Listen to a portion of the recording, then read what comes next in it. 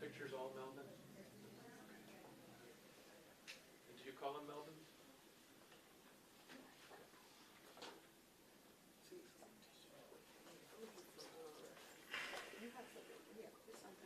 That's just hard.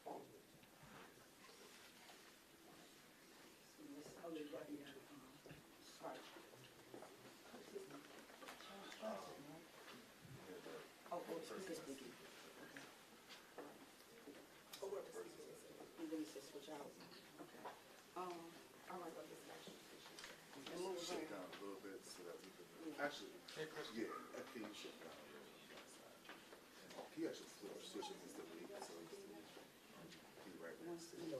Yeah. Okay, can you smooth that over a little bit? We need that space. Yeah. Come on this side. Yeah, that's it. I'll help a little bit. Yeah, huh? No, that's a reporter, right? That's a reporter, right? That's not the family one. Okay. All right, and y'all can come, and some people can come on this side. Sarah, you want to come, you can come on this side. And, all right. We good? Yeah, just shift. Let's do it. He also goes a little bit more side. Peon shift over a little bit more. Yes. He's trying to get some space in there. Yeah.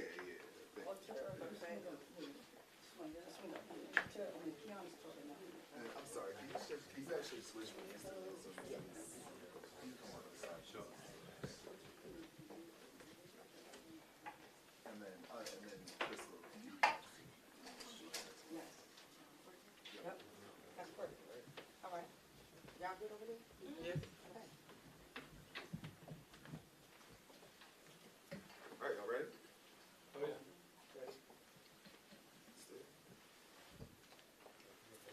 Good afternoon. We want to welcome you all to the press conference for Melvin J. My name is Nene Teller. I'm the executive director of Harriet's Water Streams, and this press conference is being brought to you by Harriet's Water Streams and the attorney that's representing the state Andrew Clark law firm of Melvin J. It's unfortunate that once again we're here in a situation where police do not keep community members safe. Time and time again, we're showing up for families where our community loved ones' civil rights have been violated. The time has come where our community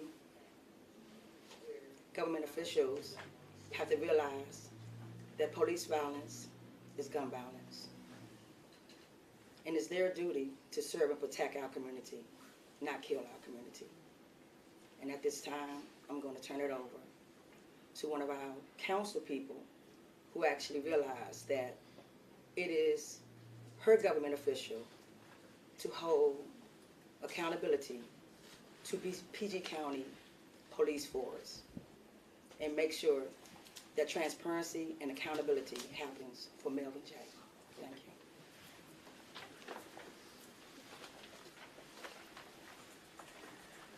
Good morning.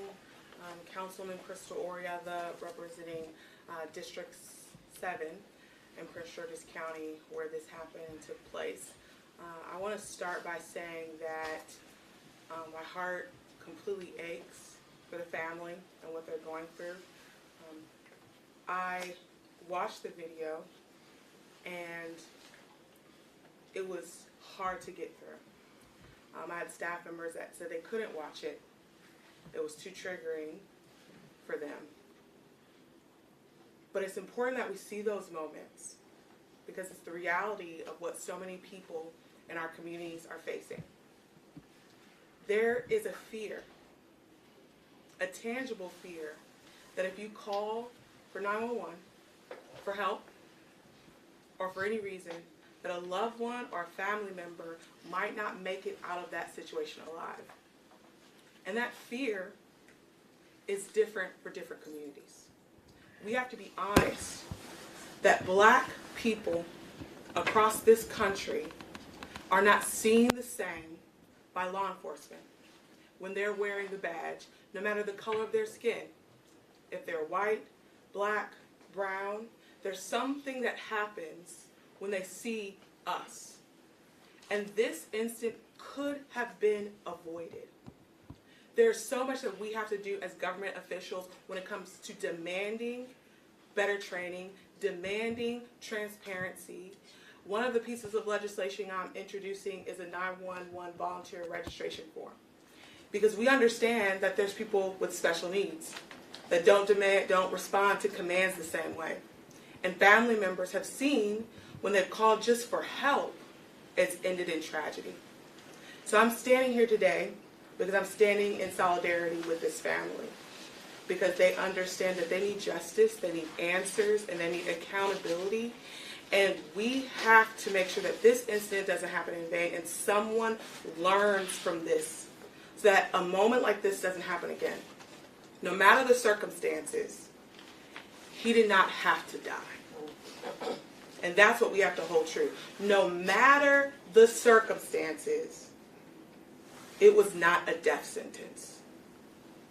And so I am here with the family any way that I can assist and help, because we have to make sure that something's done not only for police department, but making sure that this family has the resources that they need to heal from the trauma and the impact that this is going to leave on their family. Because nothing can bring him back. Nothing. Thank you.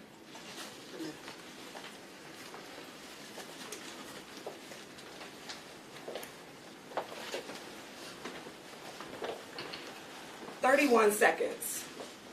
31 seconds.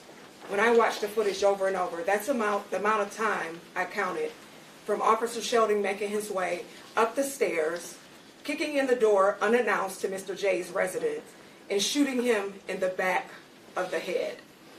And included in that 31 seconds was a very disturbing footage of Officer Sheldon dragging Mr. J across the floor like a piece of discarded trash in searching his pockets for something, like he clearly was not fighting for his life, and wheezing and gurgling essentially on his own blood. 31. Mr. J was 31 years old, and on February the 1st, all 31 years of his life, each year was accounted for by 1 second based on what Officer Sheldon did that day. 31 seconds for 31 years of life. 31 seconds for the families and friends to be devastated and traumatized for the rest of their life. 31 seconds for Mr. J's children to grow up fatherless indefinitely. You know, as children and even adults, we're always told, think before you act and react so you won't regret your decision or make a decision that cannot be repaired. That rule should not be an exception just because you're wearing a uniform or a badge. So yes, we're here to fight for justice and accountability for Melvin J's life. However, we are still here standing in solidarity with the nearly 1,300 people killed in 2003 alone in the United States by police officers. Also, in 2023, that was the highest number of police killing cases in decades. They made history last year for killing U.S. citizens. Here we are in 2024. Roughly 150 people have been killed this year. We're only 2 months in the new year. So what's apparent is that they aren't stopping and they aren't slowing down. So we aren't stopping and we aren't slowing down. So since law enforcement, we can't trust them to protect us or serve us or keep us safe. Harriet's wildest dreams. Who keeps us safe? We keep us safe.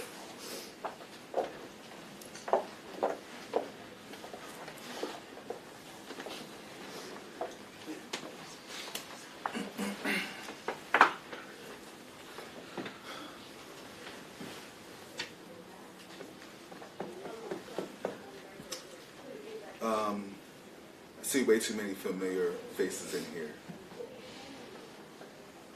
A little less than a year ago, saw a lot of you here in this office for a young man named Delano Martin, who was shot in the back and killed by park police. And I said to myself, I said, this is not a rarity. This is something that's been happening for decades. But now, we have this thing called body-worn camera. And it allows us to see, frame by frame, second by second, everything that's happening on scene. The boys in blue can no longer hide behind their credibility just for being the boys in blue. And Officer Braxton showed us why body-worn camera is necessary. Officer Braxton got a call for a burglary in progress. Now the 911 caller gave a description of the person that he believed that was burglarizing his home. That description did not match Mr. J. That description was not relayed to Officer Braxton. Officer Braxton rushes over to the scene, exits his car, and starts throwing on his gloves. At that moment, you know he's ready for a confrontation. But it doesn't stop there. It gets more egregious. He unholsters his firearm without even knowing whether there's a threat inside the home, without even knowing whether there's anyone else inside the home that lived there. He unholsters his firearm. Let's take it from that point. Officer Braxton then gets to the door. Now he doesn't pause. We've all seen movies. We've all seen TV shows. Police, open up! Police! Did that happen? No. Officer Braxton kicked open that door. Now, if you're getting a call for a burglary, there could be a burglary in progress. Why are you now, as an officer, putting yourself in the shoes of a burglar? That is robber, burglar behavior. Kicking open someone's door with a gun drawn, unannounced. And he doesn't say, "Freeze, police! Police, show me your hands! Get on the ground!" He says, "Show me your hands," after he kicked open the door with his gun raised. I'm sorry, if anyone here pulls out a gun on me, I'm retreating. And I'm not looking at you. I'm not looking at your badge. I'm looking at that firearm because I know my life is in danger. And I'm retreating. What does Melvin J. do? He retreats.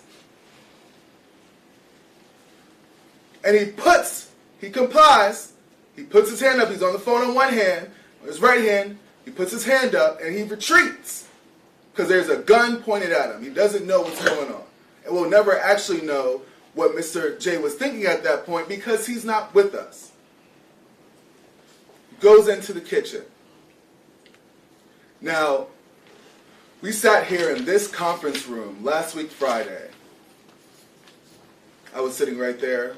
Ms. Joyner, the executive of the estate, and Mr. J's sister was sitting right there. The investigators from the Maryland Attorney General's office showed us that video.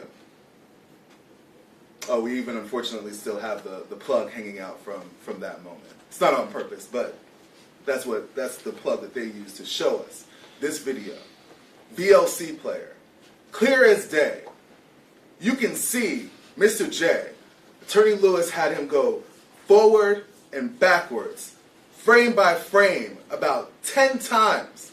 I think I'm underestimating because we wanted to see that moment when that officer decided that he was going to take that shot. And what do you see?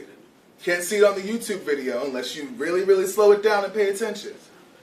You see Mr. J turn around with his hands up right in the moment that he is shot. So now, as Councilmember Oriata said, now we're complying and getting shot. Because there is a fear of African Americans. There's a fear of citizens of Prince George's County. And I'm a father of 3. I have a son. And now I'm in fear. I'm even in fear of myself. I have nightmares. Not only of being arrested for being black, but also being shot because an untrained officer thinks that my cell phone in the dark could be a gun.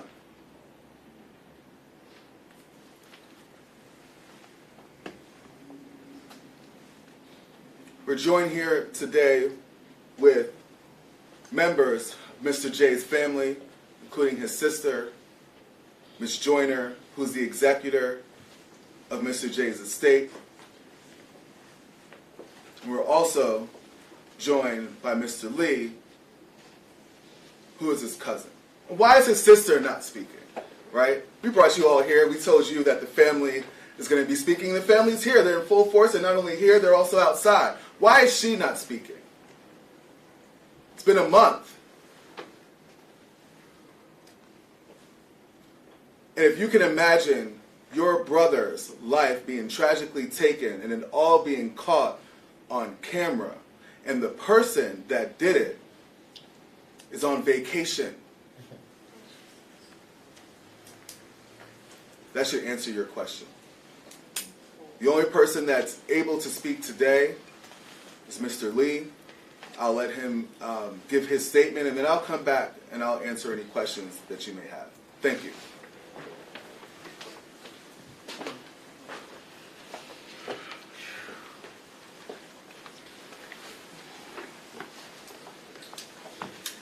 Yes. Excuse me, I'm sorry. My name is Leonard Lee. I speak today on behalf of my family, and I will be reading a statement that encapsulates the feeling that we all are experiencing at this moment, and how the statement was given to me by my cousin Larissa. Justice for Melvin. Since February 1st, 2024, my family has been gripping with devastating loss of our loved one, Melvin Kenneth J., who was taken from us in an untimely and violent manner in the very place he should have felt safe, his home. The pain we feel is immeasurable, and the questions swirling in our minds are endless. We are shattered, not just by the loss of our beloved family member, but by the senselessness of his death. We also want to acknowledge the pain and trauma experienced by Melvin's little brother, my cousin Morel, who witnessed the unimaginable horror of seeing his sibling taken from him. Our hearts ache for him, and we are committed to providing to him with all the love, support, and resources he needs to heal and process this traumatic experience. We demand justice for Melvin. We demand accountability for those responsible. No family should have to endure such heartbreak. such injustice. We urge for a thorough and transparent investigation into the circumstances surrounding his death, and we demand an end to systematic injustices and biases that disproportionately affect communities of color. Our grief is raw, our anger is justified, and our resolve is unwavering. We ask for your continued support, prayers, and respect for our privacy. We will honor Melvin's memory by seeking justice and by striving to create a world where tragedies like this never happen again. Justice for Melvin. Sir, could you say your name and how you spell it, please? Yeah, my name is Leonard Lee. Can you say it into the Excuse me. microphones, please? My apologies. My name is Leonard Lee. It's spelled Leonard, Lee, Lee, and I'm a junior. And how you're related to the family? Melvin's my first cousin. First cousin. Thank you. Thank you. Questions? So, Yes. as you know, the Prince George's County Police put out a video with some statements from the chief. Yeah, he didn't do it like this, right? He didn't want you to actually ask him questions. All right, so he's making 2 points. He's blaming the 911 caller, and he's saying there were 2 guns. Your response to those factors? Well, first, the 911 caller, yes, they should have relayed the description given, but, you know, unfortunately, it may or may not have made a difference to Officer Braxton. The way he came in with such aggression, right? Kicking in the door with a firearm in his hand, screaming out, "Show me your hands! Show me your motherfucking hands!" Did he not identify himself as a police officer? Did he not feel like he was on duty as a police officer at that time? When you're trained to use a firearm and you're trained from the police academy, when you're in those moments, everything slows down. Everything slows down. I just can't imagine what Mr. J, who was doing something completely different in that split second, 31 seconds, what he could have been thinking. And to answer your second question about the gun, it is by the grace of God that Mr. J, who had a gun in his right pocket, did not pull out that gun and shoot that officer at that moment. And would we be here talking about whether or not Mr. J should be charged for an officer kicking down the door, unidentified? But he didn't. He showed that restraint, right? Now there's a second gun that was found in the sink. When you look at the body-worn camera, and we've looked at it several times, and even from clarity, you can't see that second gun. Not saying that it didn't exist, but we just have insufficient evidence to see where that second gun was actually located in the sink. So irrelevant.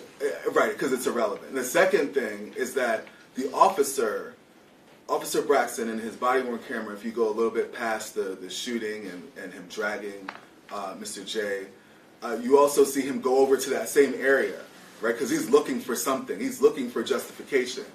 And you see him go over there, look. He doesn't see anything, and he walks away. What you're saying you want justice, but in this very county, just a few months ago, a police officer was acquitted for shooting a handcuffed man in a cruiser. So, can you really get justice in this county? Whew. You know, I followed that case, and it's unfortunate that that was the result, and I respect the results of the jury. And I'm hopeful that the citizens of Prince George's County, if we do have to bring this to a jury, that they will see the facts of this case and they will imagine themselves sitting at home and someone barging in and issuing commands, not saying they're police, but issuing commands, and what their reaction would be, like I talked about, to retreat, to get away from the danger. And hopefully they'll find Mr. Braxton liable. We don't know if he's going to be criminally charged. That's not really up to us. What we're in charge of is bringing a civil suit and seeing if there's any violations of law from the Maryland Code and also from the federal code. And from everything we've seen, there's no doubt in my mind that he did not act as a reasonable officer on that day.